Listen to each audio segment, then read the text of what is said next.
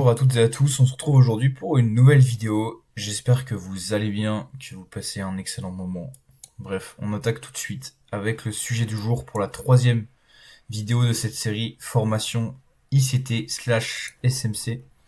Donc si vous kiffez les vidéos, évidemment, n'hésitez pas à me le faire savoir en commentaire. On va parler aujourd'hui des structures de marché versus inducement. Comment les différencier? Ce que je sais que c'est pareil, c'est une erreur que font beaucoup de traders, ou du moins ils ont beaucoup de mal à les comprendre, et ça peut engranger pas mal d'erreurs, dont beaucoup de SL, car ils tradent tout simplement, ils se font, on appelle ça, voilà, ils servent de liquidité, tout simplement.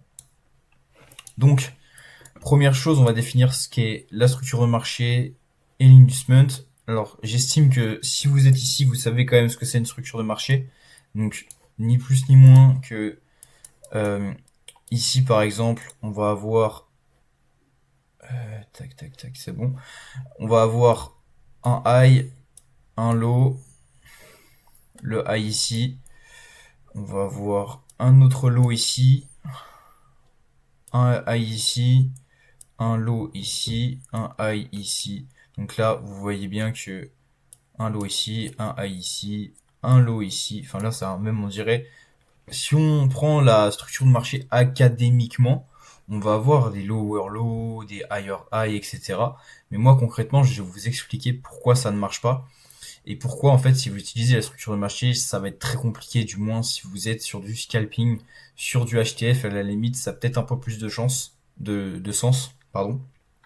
Mais quand on va tout de suite passer sur des time frames inférieurs, ça va devenir très compliqué.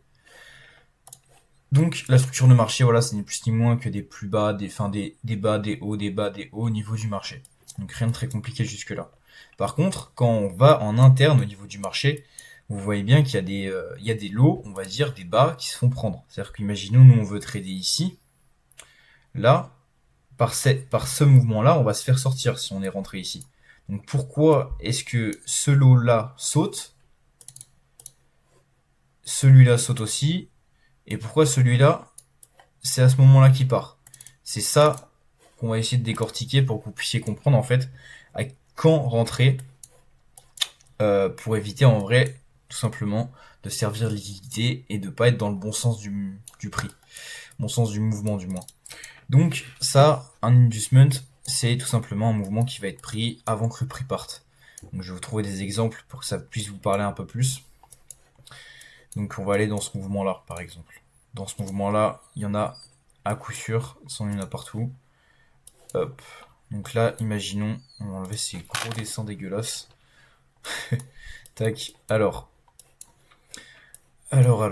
Ici, on voit par exemple que ici, ce lot-là se fait prendre. Tac. Donc, et le prix part juste après. Donc ça, par exemple, c'est un inducement ici. Ici aussi. On va en avoir d'autres ici aussi. En fait, tout ce qui vient être pris, qu'on aurait pu considérer comme lot, vient littéralement en fait servir de liquidité. Et donc là, nous, on veut éviter de se placer sur ces lots-là et bien se placer sur les vrais lots avant que le prix parte. Parce que concrètement, vous préférez évidemment vous placer sur ce lot ici plutôt que sur ce lot-là ou ce lot-là qui vont sauter à un moment ou à un autre pour certaines raisons que je vais vous citer. Bref, on a vu ce qu'était un inducement, on a clarifié ce qu'était un inducement et ce qu'était une structure de marché. Donc si vous voulez prendre des notes, qu'est-ce qu'un inducement? Le mouvement ou les mouvements même qui précèdent le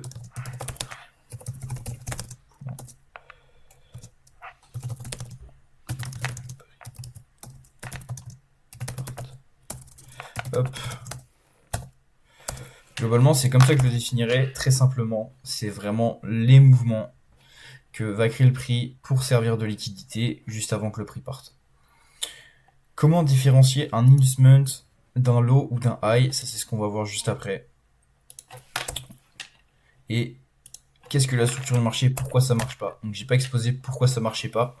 Mais en gros, dans des grandes lignes, c'est vraiment comme je l'exposais, enfin comme je vous l'ai dit en fait, en time frame supérieur, pourquoi pas. Ça va vraiment permettre d'aiguiser un petit peu vos entrées si vous faites du swing, mais comme je dis sur la vidéo précédente, cette chaîne n'est pas faite pour les swing traders. Je vais parler uniquement des concepts que vous pouvez appliquer, ou du moins ça va pas être transposable de la même façon.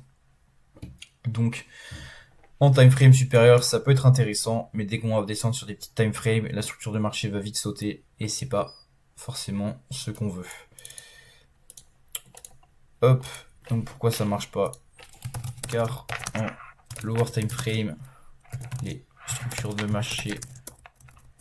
Et je vous invite juste en fait à faire le test par vous-même. Allez sur les graphiques, prenez des notes et vous verrez que en fait moi je vous transmets l'information, je vous transmets le message comme j'aurais aimé qu'on me le transmette, mais dans les faits,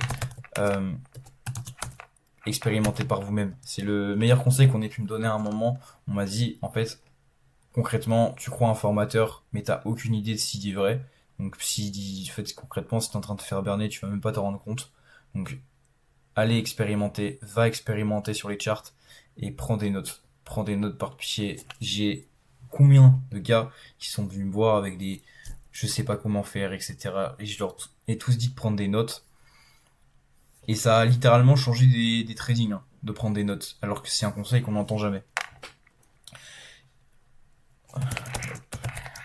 Alors, tac, ils sont plus respectés.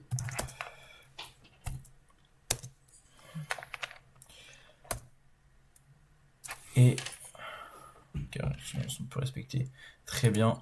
Comment différencier? Donc ça c'est là justement que ça va vous intéresser parce que on veut concrètement différencier les deux parce que c'est là qu'on va se faire piéger, nous en tant que trader particulier.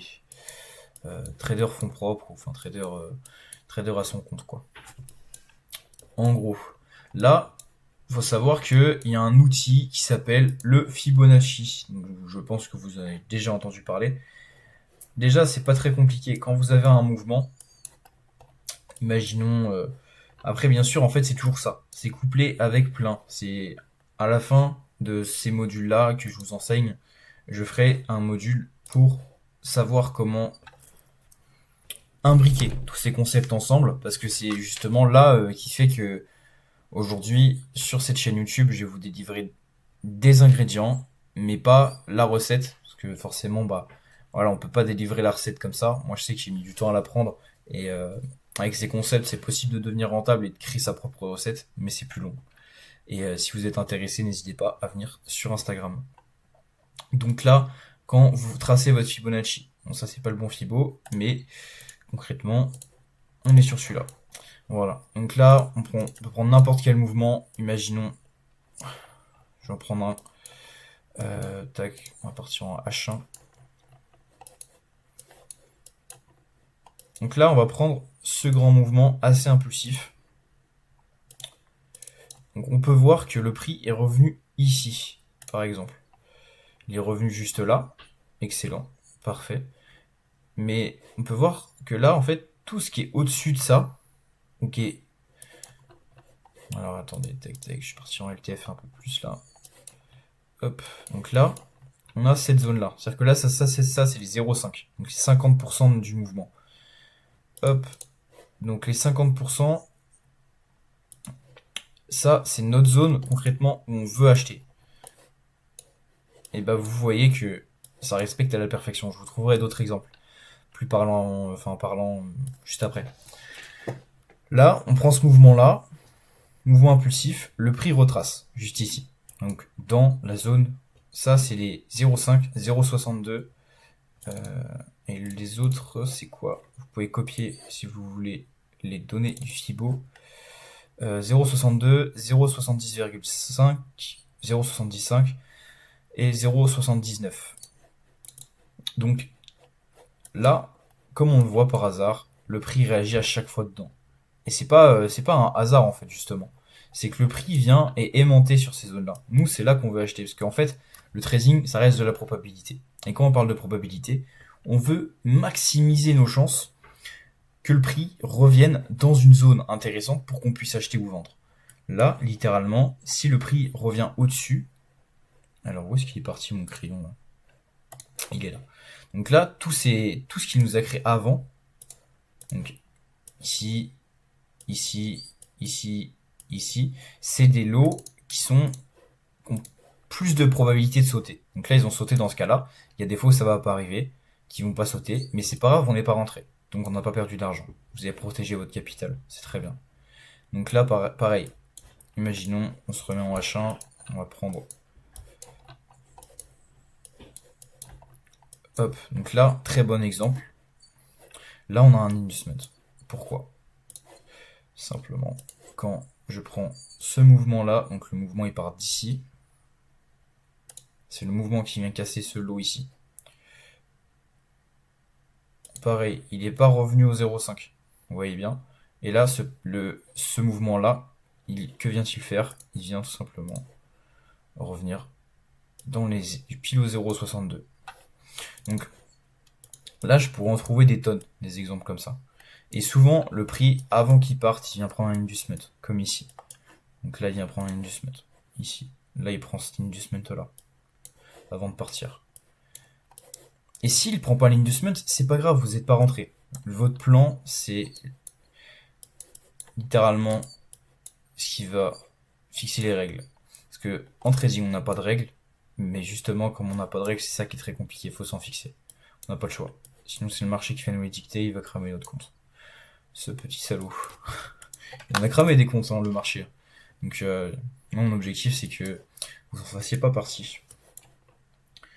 Est-ce que on serait pas bon au niveau des exemples? Là, j'en ai un autre. Hop. Juste ici. Donc là, on a ce high, ce low et ce high. Donc là, par exemple, vous voyez, dans ce cas-là, ça n'a pas marché. Et vous savez pourquoi c'est beau que ça n'ait pas marché? C'est parce que le trading n'est pas une science exacte. Et comme ce n'est pas une science exacte, justement, c'est ce qui fait la beauté du trading. Parce que, littéralement, si on avait raison tout le temps, ce serait trop facile. Et c'est pour ça que tout le monde serait rentable d'ailleurs. Il y a très peu de gens qui sont rentables et c'est une des raisons. C'est le fait que le marché ne nous donne pas raison. Donc, j'espère que cette vidéo vous aura plu et qu'elle vous aura aiguillé au maximum. N'hésitez pas à me le faire savoir. Si vous voulez me suivre sur Instagram, c'est jorix.ribeiro. Vous le trouverez en description. Et je vous dis